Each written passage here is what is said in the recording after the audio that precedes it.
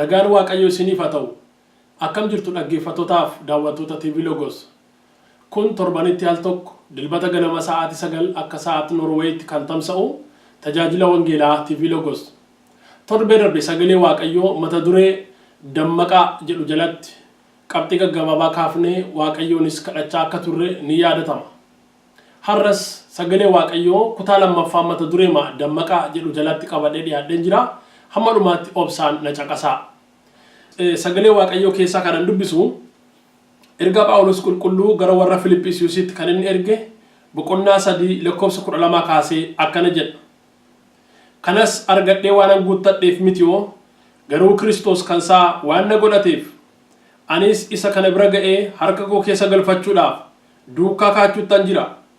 Obboloota koo ani akka nama harka isaa keessa isa galfateetti of hin lakkaa'u haa ta'uyyuu malee waan tokko nan godha. Wanta na booddeetti hafe yaaduu dhiisee wanta na dura jirutti nan hiixadha. Akeeka sana bira ga'ee gonfoo warra mo'anii argachuudhaaf nan kaadha. Gonfoon warra mo'anii kunis waamicha isa Waaqayyoo karaa Kiristoos Yesuus itti ol waamedha. Nuyi hammi karaa hafuuraa bilchaatoo taane kanatti yaadan tokko ta'uun nurra jira. Waa'ee waan tokkoof yaada biraa yoo qabaattan garuu Waaqayyo isas immoo isiniif mul'isuuf jira. Amma immoo kottaa isa bira geenye duwwaatti qabamne hin deddeebinaa jedha. Akka Waaqayyo sagalee kana nutti dubbatuuf Waaqayyoon kadhanna. Gooftaa bara baraan jiraattuu galanniif ulfinni siif haa ta'u. Jaalala keessa gaarii geggeessaa keetiif yaa Waaqayyo ho'a kee araara kee hundumaaf maqaan kee Waaqa lafarratti kan eebbifame haa ta'u. Bara kana keessatti dubbii keessa gaarii yaa Waaqayyo dubbii keessa dammaaf aannan caalamii yaa'u isa garaa namaa qabbaneessu isa boqonnaa namaaf kennu warra si dhaga'anitti kan dubbattu. Lubbuu namaa kan beela baaftu, hafuura namaa kan soortu. Har'as yaa Waaqayyoon isin kadhadha garaa keenyatti lubbuu keenyatti dubbadhu. Garaan keenya yoo si dhageessi gammaddi, hammayyuu hafuurri keenya si dhaggeeffata. Hammayyuu lubbuun keenya gara kee ol eeddi yaa Waaqayyo. Waaqarraa sagalee kee nutti dubbadhu. Lubbuu keenya jajjabeessi yaa Gooftaa. Biyya lafaa kana keessatti wanti garaa lubbuu namaa boqochiisu hin jiru. Biyya lafaa kana keessatti yaa Waaqayyo wanti hafuura namaa boqochiisu hin jiru. Boqonnaan mana kee jira, nagaan harka kee jira, fayyinni harka kee jira, aara galfiin harka kee jira. Gooftaa hundumaa dandeessu ani sin kadhadha yeroo kanatti ati Waaqayyo Gooftaan maccaa namoota si dhaga'an kanatti namoota TV kana daawwachaa jiran namoota chaanalii kana dhaggeeffachaa jiran irratti maqaa Yesuus Kiristoosin hafuurri kee gad dhufu. Sagalee kana keessaan yaa Waaqayyo ati Waaqayyo Gooftaan jireenya namootaa hojjedhu. Haara'umsaan mana namootaatti ol seeni. Sammuu namootaa jijjiiri yaa Gooftaa. Garaa isaaniitti dubbadhu. Warra gadditti galee jajjabeessi. Warra dhukkubsatan gargaari. Warra rakkina addaa garaa qaban hundumaaf yaa Waaqayyo jajjabina ta'i. Ani sin kadhadha sagaleen kee haara'umsaa fi hubannaa nuuf haa kennu. Maqaa Gooftaa Yesuus Kiristoosiin. Ameen. Egaan akkuma torbee darbe sagalee Waaqayyoo dammaqaa jedhu barachaa turre arras kutaa lammaffaa sagalee masaran itti fufa. Dammaqaa jedhu kutaa nama dubbise Filiphisiis boqonnaa 3 lakkoofsa 12 haga 17tti. Argadhee waan guuttadheef mitiyoo garuu Kiristoos kansaa waan na godhateef kaachuuttan jiraanidha. Ergamaa Phaawulos akkana jedha. Wanta na booddeetti hafe yaaduu dhiiseen waan na fuuldura jiruttan hiixadhaa jedha. Kutaa kanarratti Phaawulos akka nama fiigicha fiigu, nama fiigduu tokko yookaan akka nama ogummaa fiigichaa qabu tokkotti haasa'a. An kaachuurran jira fiigicharran jira. Kanaaf argadhee guuttadhee waan ta'eef utuun taane Kiristoosumti kansaa waan na godhateef. Kiristoosin beekuun jireenya waan ta'eef, Kiristoosin beekuun fayyina waan ta'eef, ani Kiristoos duukaan fiigaa jira. Kiristoos duukaan kaachaa jira jedhe. Wanta na booddeetti hafe yaaduu dhiisee wanta na dura jiruttan hiixadhaa. Egaa yeroon akka jedhu nama fiigu tokko yaadadha. Namni fiigu sagalee naannoo isaatii dhaga'amu. Sagaleen naannoo isaatii dhaga'amu warri tokko warra hamilee isaa kennan ta'a. Warri tokko immoo warra hamilee isa buusan ta'a. Sababni isaa namoota gosa garaagaraatu fiigichaa toora fiigichaatti seena. Namoota sana hundumaa deeggaruudhaaf hin argaman namoonni jara sana deeggaruu dhaqan. Isaan kaan isa kaan hin mormu, isaan kaan isa kaan deeggaru. Kanaaf namni fiigu isa deeggarus, isa isaan mormus dhaabatee fayyaa ta'a waan na deeggaraa jirtaniif. Isin immoo hin argattu waan na mormitaniif jedhee isaan kanaaf deebii hin kennu. Maal godhare fiigichuma isaa fiiga.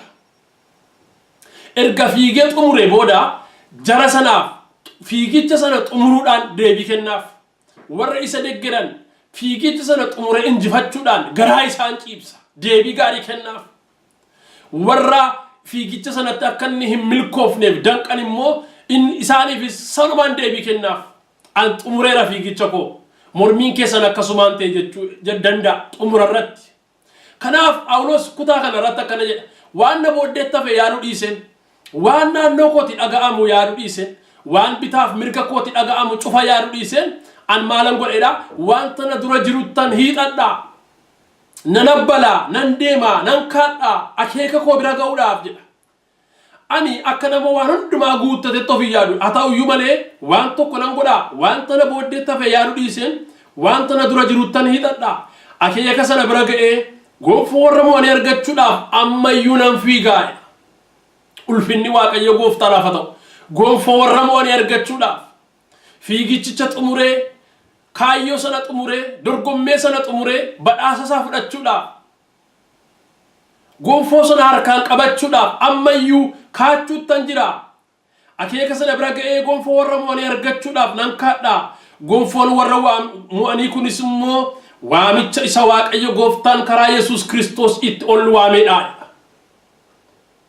kutaa kana irratti Phaawulos waa'ee waamichaa dubbata waa'ee waamicha isaa nan xumura fiigicha koo nan xumura kaayyoo koo nan xumura adeemsa koo fiigicha koo xumuree gonfoo sana fudhachuun naaf ta'a inni kunis jedhe waamicha isa waaqayyo karaa Yesuus Kiristoos ittiin waameedha fayyina waaqayyo gooftaan karaa Yesuus Kiristoos nuuf kenneedha waamicha sagalee waaqayyo karaa Yesuus Kiristoos nu qaqqabeedha kanaaf isa bira ga'uuttan kaachuutti jira ammayyuu isa bira ga'uuttan fiigichatti jira harrayyuu jedha harras yaa obboleessa ko yaa obboleetti ko sagaleen kun waaqayyo harrasitti dubbataa jira sagaleen kun ergaa keeti sagalee kana kan dhageessu gara jireenyaatti kottu waaqayyo balbala jireenyaa baneessi eegaa jira balballi fayyina harra Yuusuf banaadha balballi qalbii diddiirannaa harra Yuusuf banaadha balballi fayyina waaqayyo siif banaadha balballi araara waaqayyo siif banaadha gooftaa Yesuus Kiristoosin gara jireenya keetti fudhadhu baniif atis balbala kee balbala jireenyaa isa banaa kana balbala ulfinaa isa banaa kana balbala qalbii diddiirannaa isa sii baname kana itti ol seeni waamicha irra waaqayyo gooftaan sii godhu waamicha Yesuus Kiristoos sii kennu kanaaf iddoo kenni dhageeyi tole jedhiif itti ol seeni waamicha kana afeeramteetta jireenyatti afeeramteetta eebbatti afeeramteetta ulfinatti kottu utu qalbiin diddiirannaa yeroon jiru torbee darbe guyyoota itti amanne caalaa guyyaan fayyinaa har'a kutaa jedhu dubbifannee waaqayyoon kadhataa turre guyyaan fayyinaa har'a guyyaan kan kee kan siif kenname waaqayyo biraa guyyaan ati itti qalbii diddiirrattu guyyaan ati itti fayyitu guyyaan ati itti araara waaqayyoo keessa jiraattu guyyaan ati itti keessatti hojjettee milkoofti yeroon kun kan keeti yeroo kee kanatti dammaqii itti gargaarami yeroo kee kanatti dammaqiitii gooftaa kee wajjin jiraadhu waaqayyo gooftaan waamicha sii godhaa jira namni dorgommee irra jiru egaa galgala isaa rayya isaa kaa'ata egeree isaa ilaala adeema sagalee naannoo isaatiin dhaggeeffatu bitaaf mirgaaf dhaabatee deebiin kennu namni waamichatti jiru namni waamame namni dorgommee irra jiru lafa itti waamame sanatti kaa'ata har'a waaqayyo waamicha sii gochaa jira tarii sagaleen naannoo keetii lakkii isiin jedhu tarii sagaleen naannoo keetii hamilee si buusu sagaleen hedduun dhaga'amu malata lafa onaa kee sagalee dhufan gammoojjii du'aa kee sagalee dhufan galaana jalaa sagalee dhufan si sodaachisu abdiisu kutachiisu maluta garuu waaqayyo har'a waamicha si godhaa jira kanaaf bitaaf mirga keetii sagalee naannoo keetii dhaga'amu dhiisi isa waaqayyo sitti dubbatu dhaggeeffadhu har'a waaqayyo waamicha si godhaa jira jireenyi Yesuus Kiristoos keessa jira fayyinni Yesuus Kiristoos keessa jira jireenya Yesuus Kiristoos boodatti deebi'anii waan darbe yaaduun boodatti deebi'anii waan kaleessa dheengaddaaf deebii kennuudhaaf yaalii gochuun guyyaa har'a balleessuu ta'a kanaaf guyyaa har'a isa siif kenname carraa har'a siif kenname ayyaana har'a waaqayyo siif kenne kanatti gargaarame guyyaan kun guyyaa keeti yeroo kanatti gargaarama obboloonni har'a biyya lafaa keessa jirtan guyyoota keessan kan hin beekne yeroo isiniif kenname kan hubachaa hin jirre itti gargaarama guyyaan kun kan keessan isiniin jedha waaqayyo yeroon kun kan keessanii of hin dabarsinaa isiniin jedha waaqayyo carraan kun carraa isiniif kennamedha lamuu deebitanii in argattanii itti gargaarama isiniin jedha waaqayyo kanaan dura tarii waamicha sagalee waaqayyoon dhageenye ta'a. kanaan dura tarii nama dubbii waaqayyootiin waamicha namaa godhu hin hubanne ta'a. har'a garuu waaqayyo sagalee kanaan sitti dubbataa jira. sagaleen waaqayyoo golee ati keessa jirtutti har'a gara kee dhufaa jira. kanaaf sagalee kanaaf deebii kenni. sagalee kana jalaa waaqayyo si waamaa jira. guyyaan kun guyyaa keeti. guyyaa kee kanatti gargaaran. carraan kun waaqayyo biraa siif kenname. sagaleen kun waaqayyo biraa siif kenname. itti gargaaran. yeroon kun yeroo fayyinaati. yeroon kun yeroo qalbii diddiirrannaati. yeroon kun yeroo itti waamamanidha. yeroo waamichaati. tarii gaaf tokko carraa waamicha kanaa hin cufamataa. tarii gaaf tokko carraan fayyuu kanaa hin dhibamataa. har'a utuu yeroon jiruu garuu itti gargaaramuu si barbaachisa. adeemsa keenya borii kan nuti ittiin galmaan geenyu kan nuti ittiin qajeelfannu deddeebii keenya har'aati. kanaaf Phaawulos maal jedhaa? isa kaleessaa dhiiseen isa kanaan dura darbe dhiiseen waanan har'a itti jiru waamichaan har'a keessa jiru kana xumuruudhaaf nan kaadhaa. nan fiigaa isa duukaan deemaa jedha. kanaaf atis galma kee borii ga'uudhaaf kaayyoo kee borii bira ga'uudhaaf hojiin ati har'a hojjettu baay'ee si murteessa. haalli ati har'a keessa dhaabattee waaqayyoon waaqessitu baay'ee si murteessa. kanaaf guyyaa siif kenname kanatti gargaarami. sagalee waaqayyoo gara kee dhufe kanatti gargaarami. galgala kee qajeelfadhu. xumura bara keetii qajeelfadhu. egeree kee sirreeffadhu. tarkaanfii kee itti aanuuf of qopheessi. gooftaan keenya Yesuus Kiristoos Luqaas boqonnaa 9:62 irratti akkana jedhe. namni qonnaa qotu hordaa harkaan qabatee gara of boodaa hin millatu. booddee isaa hin millatu. sababni isaa namni akkasii kun mootummaa waaqayyoof iyyuu hin ta'u. namni qonnaa qotu of dura ilaala. gara fuuldura isaa ilaala. isa fuulduraa ilaala malee bitaaf mirga isaa dudda duuba isaa booda isaa millata. isaanii wajjin haasaa isaaniif deebii kennaa hin deemu. namni hordaa harkaan qabatee adeemu gara fuulduraatti adeema. namni hordaa harkaan qabatee gara boodaa ilaala adeemu. namni akkasii mootummaa waaqayyoof iyyuu hin ta'u. waamicha waaqayyo dhageesse gara of boodaa hin millatin. waamicha waaqayyo dhageesse gara dudda duuba kee hin millatin.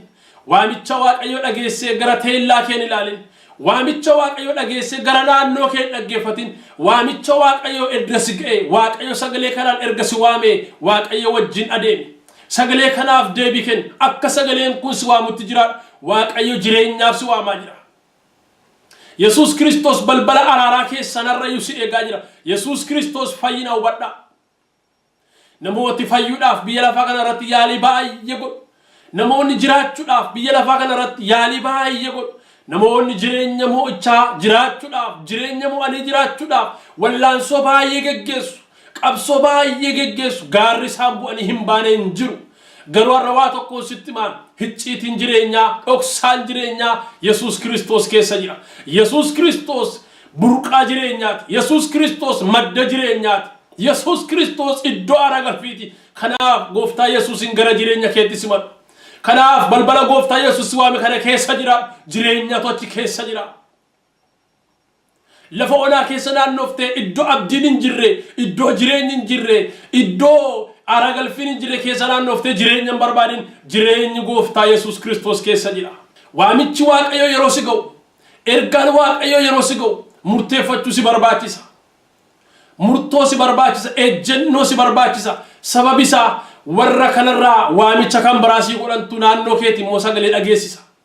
yeroo waaqayyo sagalee kanaan waamicha sii godhu warri fayyuu kee hin jaallanne warri jiraachuu kee hin jaallanne warri sagalee kanaan ati dhageessee jireenyi kee hiikamuu hin jaallanne immoo gara du'aatti si waamu. gara abdii kutannaatti si waamu. gara badiisaatti si waamu. kanaaf waamichi kun yeroo si ga'u ati immoo cichoomina si gaafata. ejjennoo si gaafata. kaayyoo si gaafata. kaayyoo kanatti jabaachuu itti cichuu. namni kaayyoo isaatti ciche galma isaa ga'a. namni kaayyoo isaatti rarra'u egeree isaa hin hankaaku. kanaaf galma kee ga'uudhaaf waamicha kana xumuruudhaaf waamicha waaqayyotti si waame sana fiixaan baasuudhaaf sagalee kanaan xumuruudhaaf sagalee kanaaf deebii kennite atis sagalee kanaa wajjin jiraachuudhaaf kaayyoo cichoomina qabu si gaafata. dadhabbii fi aarsaa barbaachisu har'a guyyaa har'aa keessatti baaftee yoo sagalee kanaa wajjin adeemte yoo dammaqinaan dubbii waaqayyo hordofte waaqayyo galgala kee hin bareecha waaqayyo galgala kee guddaa hin godha waaqayyo gaddeebi'a tarra keessa jirtu keessaa si kaasa waaqayyo gadadoo tarra keessa jirtu kana si irraanfachiisa waaqayyo dukkana har'aati ittiin marfamte kana keessaa butee si baasa waaqayyo mandara si hubanne lafa ati har'a keessatti dhiifamte keessaa waaqayyo butee si baasuuf jira iriyyoota ati gidduutti watamura dhabde kana keessaa waaqayyo tarkaanfii haaraa si tarkaanfachiisuuf jira atumti waaqayyoof jiraadhu duwwaa ati waaqayyoof amanami duwwaa ati waaqayyoon dhaga'i qofa waaqayyo si dhagaa egaa guyyaa har'aa keessa teesse galgala keetiif of qopheessi jireenya bara baraatiif of qopheessi galgala keetiif of qopheessi hariiroon ati har'a wantoota garaagaraa wajjin qabdu hariiroon ati har'a waaqayyo wajjinis qabdu galgala keetiif baay'ee murteessaadha yoo cubbuudhaa wajjin hariiroo gaarii qabdate yoo biyya lafaadhaa wajjin hariiroo gaarii qabdate jireenyi kee galgalli kee akkasuma sana ta'a yoo waaqayyoodhaa wajjin hariiroo gaarii qabdate yoo dubbii waaqayyoodhaa wajjin michummaa gaarii qabdate dhumni kees akkuma sana ta'a kanaaf egeree kee borii baruudhaaf galma kee borii bira ga'uudhaaf akeeka kee abjuu kee ganamaa bira ga'uudhaaf dubbii waaqayyootti jabaachuu dammaqinaan waaqayyoo waaqessu karoora waaqayyo irra adeemu si feesisa egaa kun yeroo keeti yeroo fayyinaati yeroo qalbii diddiiranaati irran deddeebi'a yeroon kun yeroo nu itti jireenya keenya keessatti dubbii waaqayyoo jiraanne dabaru guyyoota biyya lafaarra jiraannu keessatti guyyaan har'aa kun hiika guddaa qabdi guyyaa seena qabeettii hin dagatamne sabab isaa guyyaa har'aa keessatti wanti ati hojjettu guyyaa har'aa keessatti wanti ati fakkaattu guyyaa har'aa keessatti wanti ati dalagdu kun hundumtinuu dhuma jireenya kee ta'u yoo waan egeree kee mormu guyyaa har'aa keessatti hojjechaa jirta taate hin milkooftu waa'ee yeroo irratti waa tokko duwwaa dubbadhe darba namni yeroo isaan beenne hin milkaa'u yeroo kana beekuun nu feesisa yaa obboloota ko guyyaa har'a keessa jiraannu kana adda baafannee beekuun baay'ee barbaachisaa sabab isaa guyyaa har'aa keessa teenye waan guyyaa har'aatiin mormu hojjenne yoo taane yookaan abjuu keenya mul'ata keenya fudhannee kaane guyyaa har'aa keessatti immoo waan mul'ata keenyaan mormu sana hojjenne yoo taane of rakkisaa jiraanna yaada waaqayyo isin gallu yaada waaqayyotti isin gallu of taanee isin jiraannu of rakkisaa jiraanna garuu kanaaf of rakkisuu keessaa baanee milkaa'uudhaaf of rakkisuu keessaa baanee gara yaada waaqayyotti darbuudhaaf of rakkisuu keessaa baanee furmaatatti darbuudhaaf of rakkisuu keessaa baanee tarkaanfii haaraa tokko jiraachuudhaaf of dura hiikuudhaaf wanti nuti gochuu qabnu wanta guyyaa har'aa wajjin walii galu wanta mul'ata keenyaa wajjin walii galu hojjechuun baay'ee barbaachisaadha utuu hojii tokko hojjechuudhaaf lafaa hin ka'in yeroo kee haleelii ilaali yeroon keessa jiru kun hojiin hojjedhu kanaaf sirriidha mul'ataan qabu kun yeroo kana keessatti xumurama amma yeroo isaatii yeroon kun dhuguma yeroon kun mul'ata kootiif yeroo sirriidha kaayyoo kootiif yeroo sirriidha yeroo kana keessa yoon ka'e bu'aa mamiin argadha miidhama mamiin narragaa kan jedhu ofirratti beeku xiinxala gaarii qabaachuun baay'ee barbaachisaadha namoonni utuu yeroo isaanii hin beekin lafa ka'an kun kufani waan ta'eef yeroo sirriin mul'ata sirriidhaa wajjin adeema hojii sirriinis immoo yeroo sirrii keessatti milkaa'a kanaaf yeroo nuti keessa jiraannu mul'ata keenyaa wajjin adeemuu danda'u irra jiraatu mul'anni keenyas immoo yeroo nuyi qabnu kana keessatti yerichaa wajjin wal simachuu danda'u irra jiraatu yoo waliin mormaa jiraatu ta'an hin milkoofnu ammas galma keenya hanqanna waan ta'eef kanaaf yeroo keenya haleellee beekuun baay'ee barbaachisaa daran murteessaa kanaaf yoo hojii tokko hojjechuuf lafaa kaanu yoo tarkaanfii tokko fudhachuuf lafaa kaanu yeroo keessa jiraannu xiinxaluun yeroo keessa jiraannu shallagnee beekuun milkaa'ina keenya cimina keenya fiixaan ba'umsa keenyaaf malee kufaatii keenyaaf hin ta'u kanaaf iyyuu hojii yeroo beeku hojjechuu danda'u hojii yeroo simatu hojjechuu danda'u nu barbaachisa kanaaf yeroo har'aa keessatti sagalee waaqayyo maal jedha har'a guyyaan fayyinaa jedha har'a guyyaan qalbii diddiranaa jedha guyyaan har'a siif kennametu jiru tarii gaaf tokko baran akkas godhu gaafa sadarkaa kanarra ga'u kana godha jetta yoo taate gaafa sana waan sana gochuu hin dandeessu guyyaan borii ergama mataa isaatii qaba barri ati jettu sun immoo hojiif kaayyoo mataa isaa danda'e qaba har'a yeroo sirrii keessatti hojii sirrii hojjetu har'a yeroo sirrii keessatti kaayyoo sirrii tokko galmaan ga'i faarfannaa tokko dhageenyee walitti deebina yoo ati dubbachuu baatte maaltu dubbata yoo ati nu falmuu baattes maaltu nu yaadata yoo ati dubbachuu baatte maaltu dubbata yoo ati nu falmuu baattes maaltu nu yaadata dhaloota borii feegamanii danuu miliqfate guddaamni jireenya Dara chal jetteen isini salphaatti hin fayyamu ilaalu saba keenya dhaloota borii feegamanii danuu miliqfate guddaamni jireenya Dara chal jetteen isini salphaatti hin fayyamu ilaalu saba keenya Salva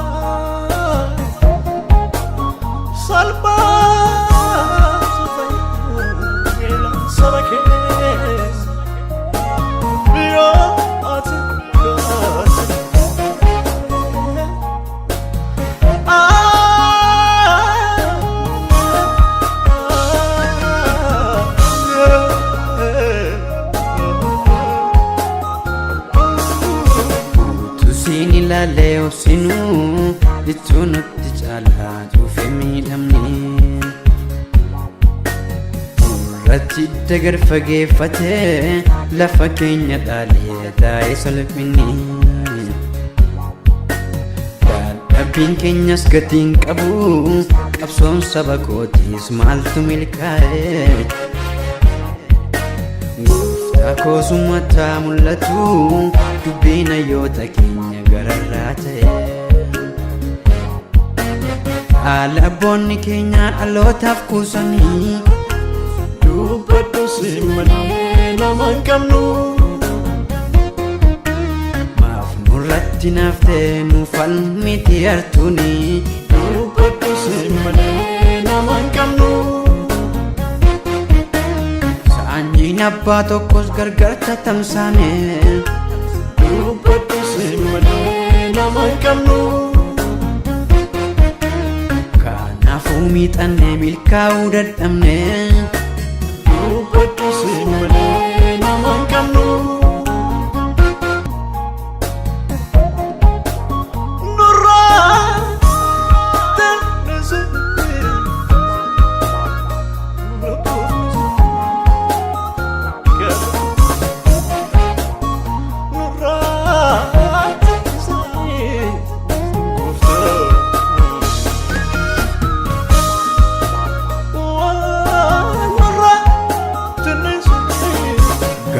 Deebiin qabneetti naguugame sammuun keenyan quuqama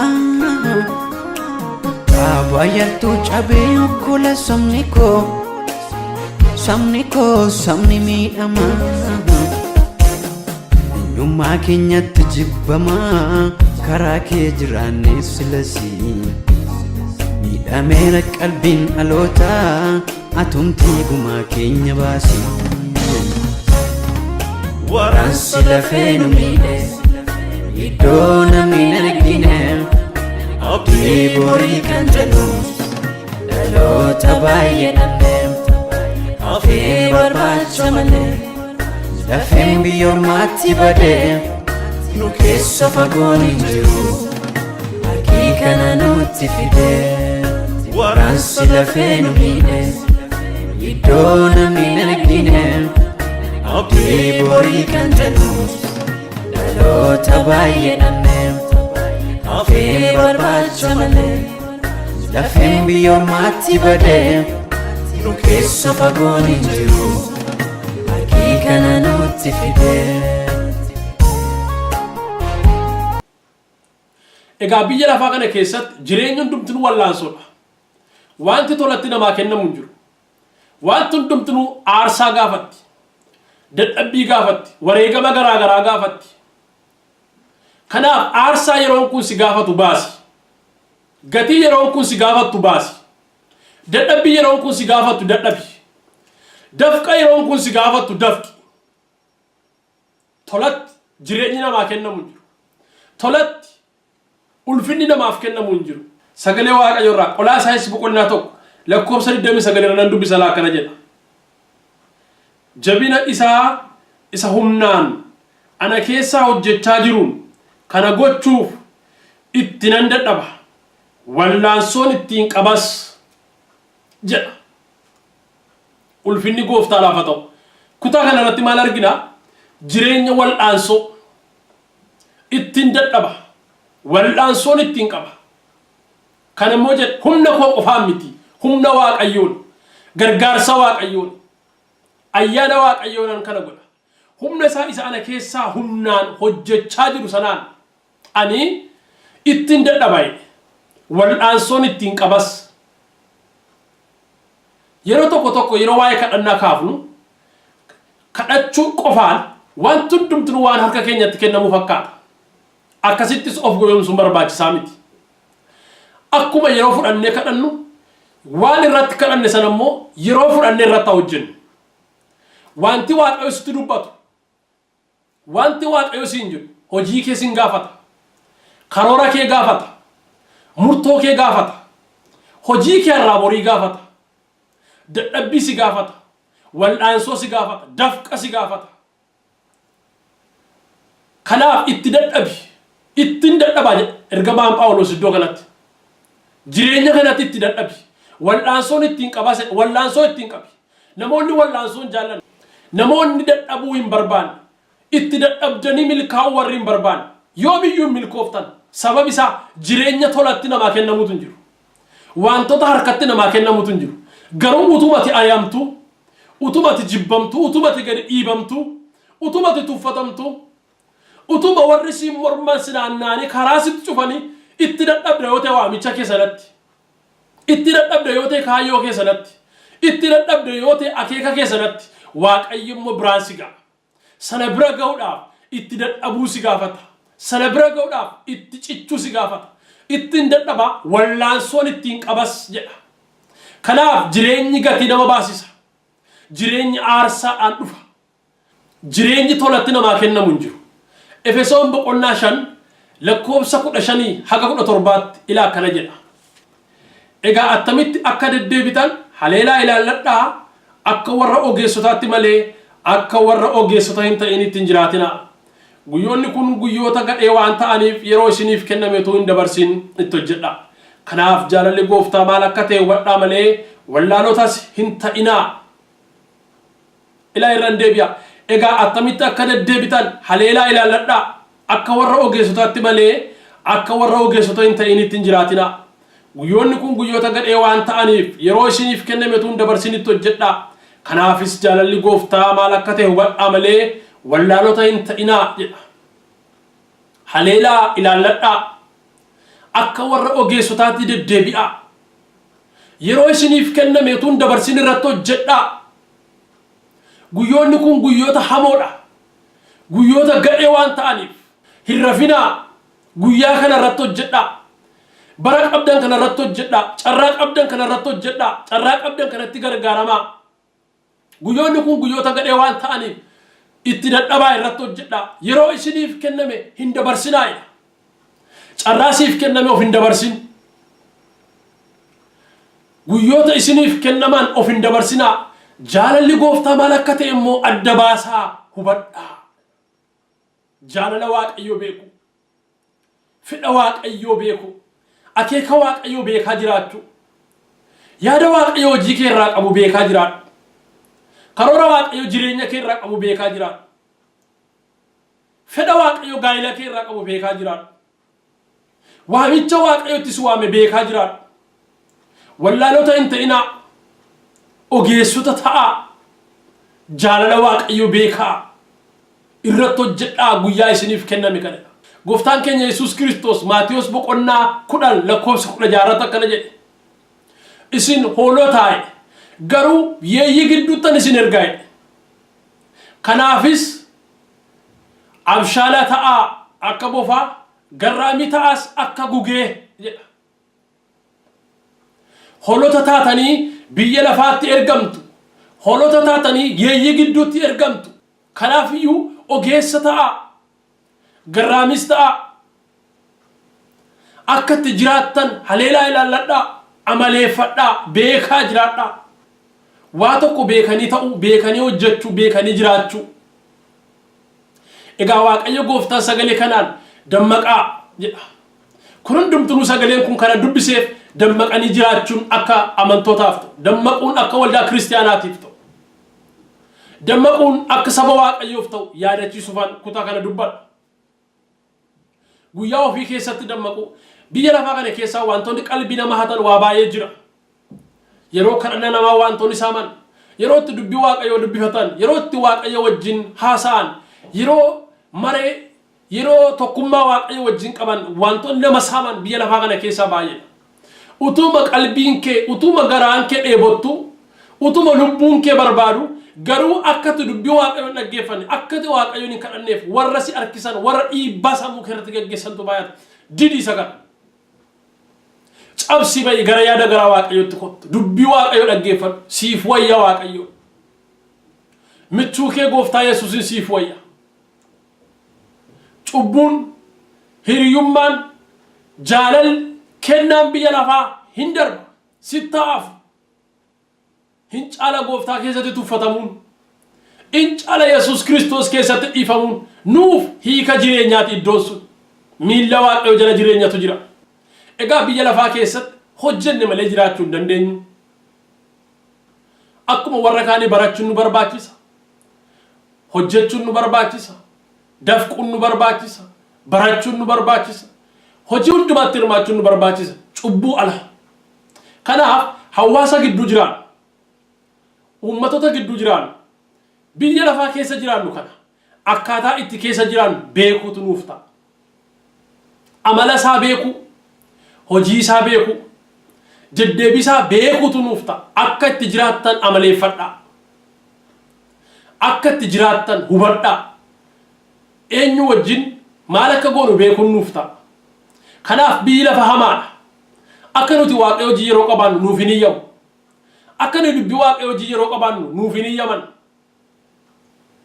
kanaaf iyyuu nuyi eenyu wajjin maal akka goonu akkamitti akka goonu adda baafannee beekuun nu barbaachisa amantoonni biyya lafaarra jirtan akkaataa itti hawaasa biyya lafaa wajjin jiraattan akkaataa itti biyya lafaa keessatti hojjetattanii jiraattan adda baafattanii beekuun baay'ee barbaachisaa nuti egaa dhaloonni kun dhaloota dhumni barichaa qaqqabe dhaloota bara dhumaati bara dhumaa keessa immoo wantoota waliin morman lamatu wal duukaa adeema wantoota waliin jaallanne lamatu mana tokkotti gala wantoota waliin faallaa dhaabatan lamatu wal cina hiriira kun mallattoo bara dhumaati bara dhumaa keessa waan waliin mormu waan waliin fakkaanne waan wal balleessu lamatu wal duukaa adeema waan waliif galu fakkaate waan waliin balleessine fakkaate waan nagaa waliif qabu fakkaate wal duukaa adeema garuu deemee lafaa yookaan sadarkaa itti ga'ee wal balleessu qaba kanaaf iyyuu biyya lafaa kana keessatti nuyi dhaloota dhumni barichaa qaqqabe dhaloota bara dhumaati kanaaf akka itti deddeebinu maal akka hojjennu sirriitti haleellannee beekuu nu barbaachisa egaa kana keessatti hubannaan qalbiin ogummaan mul'ati baay'ee barbaachisaa waaqayyoon kadhachuun namoota hundumaa wajjin akka itti jiraatan amaleeffachuun yeroo keessa jiraatan beekuun yeroo itti adeemaa jiran beekuun mul'ata of harkaa qaban beekuun waamicha of adda baafatanii beekuun baay'ee barbaachisaa kanaaf yoo obboloota har'a yeroo isiniif kenname kana itti gargaaramaa namni yeroo isaa eeggatee ittiin fayyadamne deemee harka namaa eeggata namni garuu yeroo isaa eegee itti hojjetu ni kabajamaa jedha sagalee waaqayyoo isa duraa Tasalonqee boqonnaa 4 lakkoofsa 12 irratti namni yeroo isaa eeggate yeroo isaa beekee irratti hojjetu ni kabajama namni yeroo isaa hin beekne namni yeroo isaaf kenname hin beekne immoo inni harka namaatti kufa dhumarratti harka namaa eeggata. Namni jireenya ogummaadhaan guutame jiraatu Waaqayyo ulfina kenna. Maqaan isaas hin hadheeffamu. Namootaaf fakkeenya dhugaa ta'a. Egaa bara amma jalqabne kana keessatti ogummaan baay'ee nu barbaachisa. Beekumsi baay'ee nu barbaachisa. Mul'ata Waaqayyoon gaafachuun baay'ee nu barbaachisa. Kanaaf Waaqayyoon kadhadhaa. Egaa obboleessa ko obboleettii ko namni takka dubbii Waaqoo dhageesse hin beekne, namni takka waldaa kiristaanaatti hin beekne, har'a Waaqayyo sagalee kanaan illee waamicha si godhaa jira. Gara Waaqayyootti kottu, jireenyatti kottu. Araara Waaqayyo keessa kottu jiraadhu. Gooftaan Yesuus Kiristoos gooftaa jireenyaati. Gooftaan Yesuus Kiristoos madda jireenyaati. Gooftaan Yesuus Kiristoos balbala jireenyaati. Iddoo aara galfiiti. Egaa Waaqayyo sagalee kana nuuf eebbisu torbees sagantaa biraatti walitti deebina. Namoonni sagalee kana dhageessan immoo sheerii laayikii nu godhaa. Galanni Waaqayyo gooftaadhaaf haa ta'u. Egaa amma Waaqayyo sagalee kana akkasitti nutti dubbateera. Ergaa kana duukaa buunee Waaqayyoon haa kadhannu, waliif haa kadhannu, wala jajjabeessinu. Waaqayyo sagalee kana nuuf eebbisu. Sagalee kana irratti Waaqayyoon galateeffanna. Gooftaa hundumaa dandeessu galanniif ulfinni siif haa ta'u. Jaalala kee geggeessaa keessa gaariitiif si haa galatu. Har'aan isin kadhadha namoota sagalee kana dhaga'an dhageessu duwwaatu hin taane warra gootu dubbicha ta'an warra sagalicha hojjetan warra akka sagalee kanatti jiraatan akka ta'aniif ayyaanni kee isaaniif haa baay'atu. Nu gargaari yaa Waaqayyo. Namoonni sagalee kana dhaga'an immoo ittiin jiraatan sababa jireenyaa nuuf haa ta'u sagaleen kun sababa qalbii diddirannaa nuuf haa ta'u sagaleen kun sababa nu ittiin fayyinu akka nu ta'uuf sin kadhadha yaa Waaqayyo.